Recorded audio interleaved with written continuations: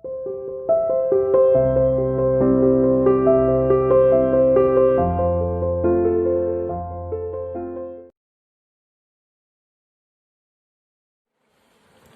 बच्चों, आगे शुरू करते हैं। मुकेश के बारे में पढ़ रहे थे। आज का टॉपिक थोड़ा सा टफ होने वाला है, क्योंकि जो वर्ड मीनिंग्स आएंगे जो अंडरलाइन कर रखे हैं ये काफी टफ वर्ड मीनिंग्स हैं। तो शुरू करते हैं मुकेश के बारे में। मुकेश आइज, यहाँ हमने छोड़ा था कि एक लड़का है मुकेश है, बैंगल मेकर के यहाँ काम करता है, मतलब उनकी फैमिली बैंगल मेकिंग में है। The Mukesh eyes beam as he volunteers. Volunteer होता है अपनी मर्जी से कोई काम करना। Mukesh eyes beam as he volunteers to take me home. Mukesh की आंखें चमक उठी जैसे ही उसने मुझे अपने घर ले जाने के लिए कहा। Which he proudly says is being rebuilt. और उस घर के बारे में बड़े प्राउडली उसने कहा कि मैडम जी, हमारा घर रीबिल्ट, दोबारा से बना हुआ है, नया बना हुआ है। We walk down stinking lanes, stinking बदबूदार, हम बदबूदार गलियों से होकर वहां गुजरे। कहाँ जाने के लिए? मुकेश के घर जाने के लिए। कौन कह रही है? अनीश जंग। हम बदबूदार गलियों से होते हुए वहां से गुजरे। चॉक्ड विद गार्बेज, और गलियां किससे भरी हुई थी? किससे चौक थी? कूड़े करकट से भरी हुई थी।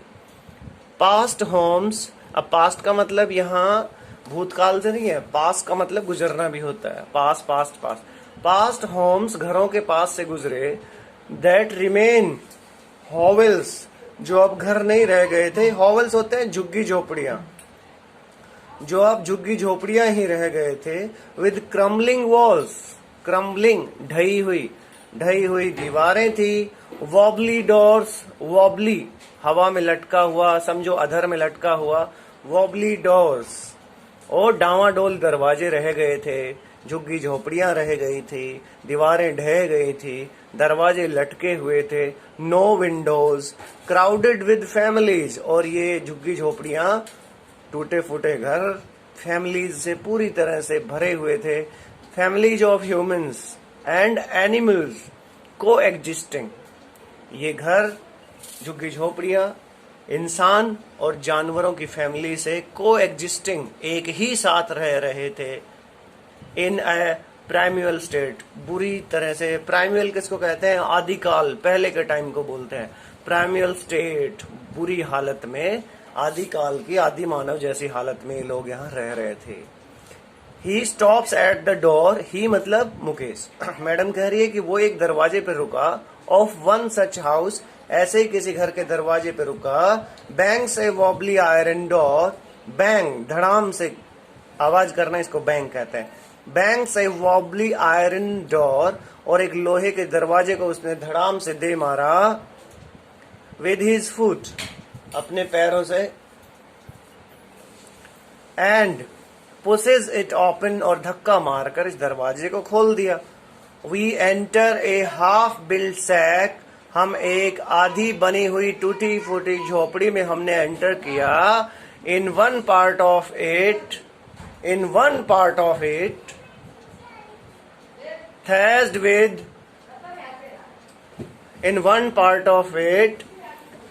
विद डेड ग्रास, और इस घर का एक कोना घास से भरा हुआ था। थैज्ड का मतलब होता है छत बना लेना, बिछा देना।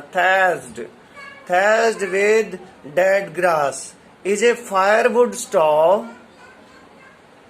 इन one part of it thatched with dead grass, ठीक है। एक डेड ग्रास से बनाई हुई छत में इज ए फायरवुड स्टोव, लकड़ी का एक चूल्हा था। Over which sits a large vessel, जिस चूल्हे के ऊपर एक बड़ा सा बर्तन रखा हुआ था।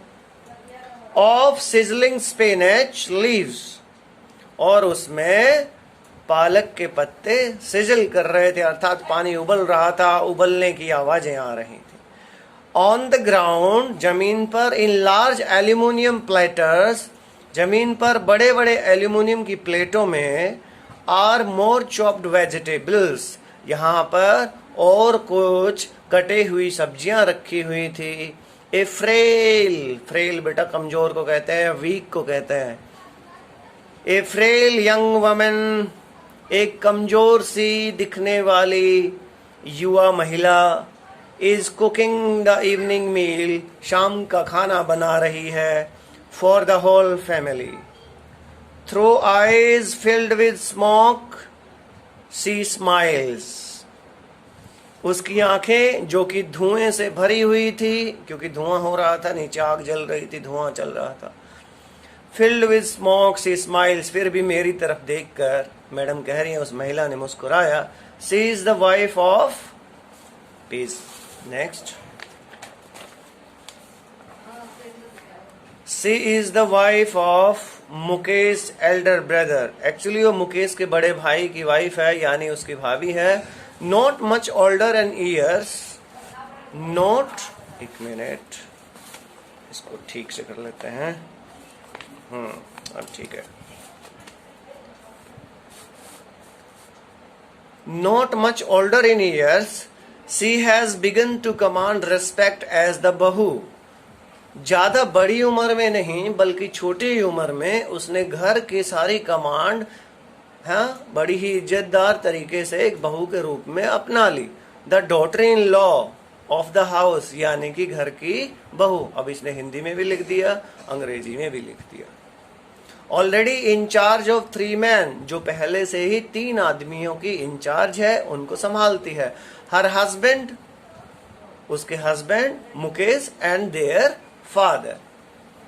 When the older man enters, अब older कौन सा है इनमें सबसे बड़ा वाला, यानी इनका father enters, she gently withdraws behind the broken wall, वो बड़े ही gently, बड़ी ही विनम्रता से और चुपचाप टूटी हुई दीवार के पीछे चली जाती है, छुप जाती है। And brings her veil, veil मतलब घूंघट को कहते हैं, and brings her veil closer to her face, और अपना घूंघट अपने चेहरे पे ले आती है। एज कस्टम डिमांड्स, जैसे कि परंपरा है, रीति रिवाज है, कस्टम का मतलब रिवाज होता है। एज कस्टम डिमांड्स, जैसे कि रिवाजें कहा करती हैं, यानी रिवाजों में लिखा है। Daughter in law, daughter in law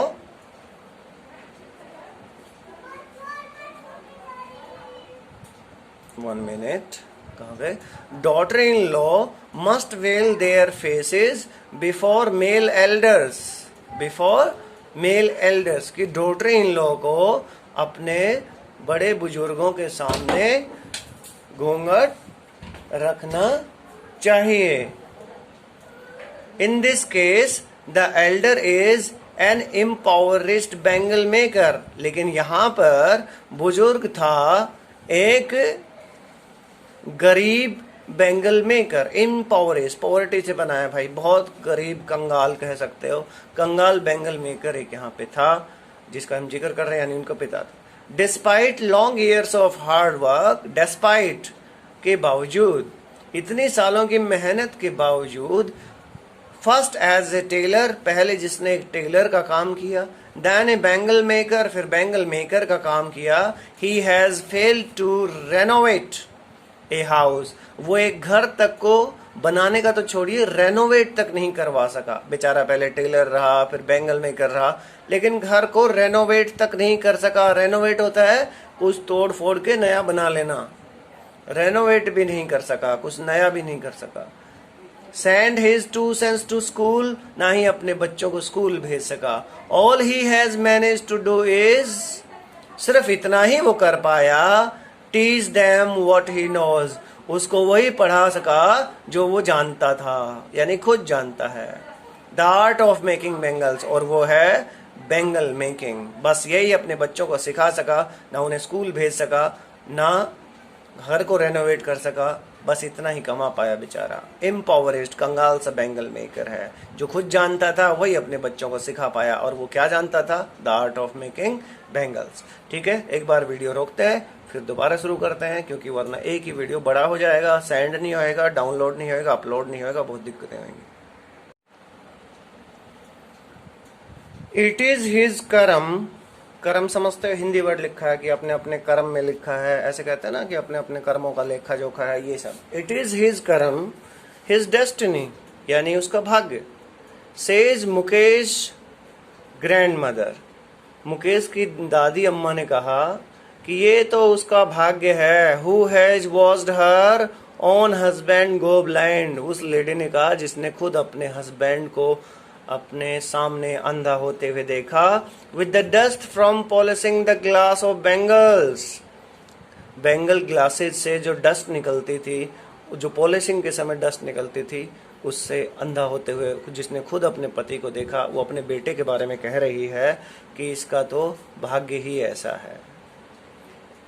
can a god given lineage ever be broken, अच्छा जी, गॉड गिवन, भगवान की मर्जी, भगवान का दिया हुआ। लाइनेज वंश को कहते हैं भाई, है कुटुंब, वंश, ठीक है, कि भाई किस वंश के हो, लाइनेज क्या है, गोत्र वगैरह। A god given lineage ever be broken, कहती है कि क्या भगवान के रचे हुए परंपरा को या भगवान के दिए हुए वंश को कोई तोड़ सकता है। सी इम्प्लाइज, वो ये बात कहती है। Born in the caste of bangle makers, जब हम पैदा ही बेंगल मेकर्स के परिवार में हुए हैं, they have seen nothing but bangles, तो हम लोगों ने, यहाँ इन लोगों ने सिवाय बेंगल्स के कुछ देखा ही नहीं। इन द हाउस, घर में, इन द यार्ड, आंगन में, इन एवरी अदर हाउस, हर दूसरे घर में, एवरी अदर यार्ड, हर दूसरे आंगन में, एवरी स्ट्रीट इन फिरोजाबाद, हर गली गली में हमने तो बेंगल मेकिंग ही देखी है। स्पाइरल्स ऑफ बेंगल्स, बस बेंगल्स के ही स्पाइरल, भैया किसी चीज का गोल गोल होना, गोल चीजों को स्पाइरल कहते हैं। स्पाइरल ऑफ बेंगल्स, बेंगल्स के पूरे गुच्छे देखे हैं। सनी गोल्ड, सन का मतलब सूर्य होता है, सनी गोल्ड, सूर्य की चमक जैसा गोल्ड कलर की चूड़ियां। पैडी ग्रीन, पैडी धान को कहते हैं, धान जैसी ग्रीन कलर की चूड़ियां। रॉयल ब्लू, अब आप जानते हैं, शाही ब्लू कलर की, पिंक की, पर्पल की, ये बहुत सारे आप जानते हैं, ठीक है जी। Every colour born out of the 7 colours of rainbow, यहाँ चूड़ियों का हर कलर आपको मिल जाएगा। Out of the 7 colour, born out of the 7 colours of the rainbow, भाई इंद्रधनुष के जो 7 रंग होते हैं, हर रंग की चूड़ी आपको यहाँ मिल जाएगी, यहाँ बनती है। लाई इन माउंट्स, माउंट्स का मतलब होता है ढेर, जिसके यहाँ ढेर लगे हुए हैं, ठीक है, हीप लगे हुए हैं, ढेर लगे हुए हैं। इन अनकैम्प्ड यार्ड्स, अनकैम्प्ड अव्यवस्थित, कैम्प्ड व्यवस्थित, अनकैम्प्ड यूं ही बिखरे पड़े, अनकैम्प्ड यार्ड्स यूं ही आंगन में ढेर लगे पड़े हैं। Are piled on 4 wheeled hand crafts, are piled on 4 wheeled hand carts है, सॉरी हैंड कार्ट्स, क्राफ्ट नहीं, हैंड कार्ट्स, और जिन्हें हम 4 पहियों वाली हाथ की गाड़ी पर चढ़ाते हैं। पाइल्ड ऑन, ढेर लगा देना, ठीक है, काठ की, लकड़ी की बनी हुई 4 पहिए वाली गाड़ी पर जिसको हम लादते हैं, चढ़ाते हैं। पुश्ड बाय यंग मैन, उसको ये युवा लोग धक्का देते हैं। Along the narrow lens of the shanty, shanty होता है बदबूदार, शैंटी टाउन, इस बदबूदार शहर की गलियों में से हम लेकर उन्हें घूमते हैं, गुजरते हैं। एंड इन डार्क हटमेंट्स, और इन अंधेरी झूपड़ियों में।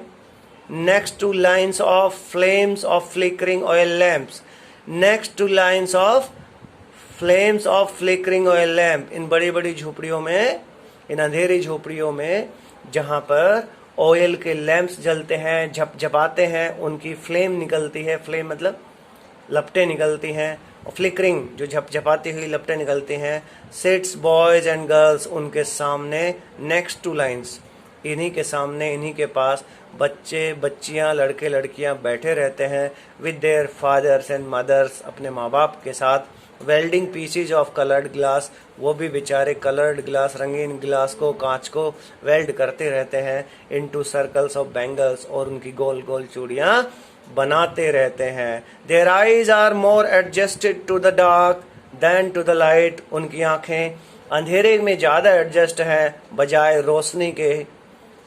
That is why they often end up losing their eyesight before they become adults, इसीलिए अक्सर वो अपनी आंखों की रोशनी खो देते हैं, losing their eyesight before they become adults. युवा होने से पहले ही, वयस्क होने से पहले ही वो अपनी आंखों की रोशनी खो देते हैं।